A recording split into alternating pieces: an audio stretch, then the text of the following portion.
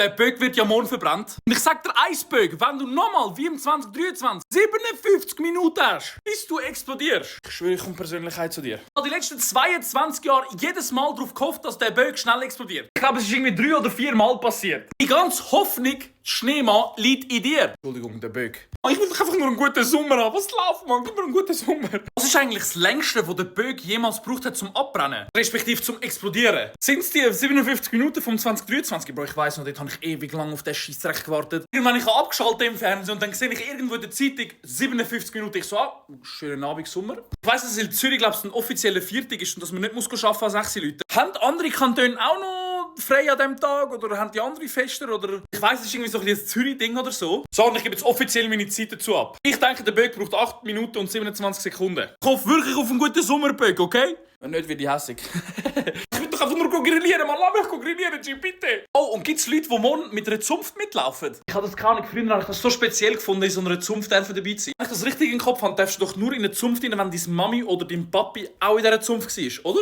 Auf jeden Fall sage ich eins, Böck, verbrenn und explodier so schnell wie möglich.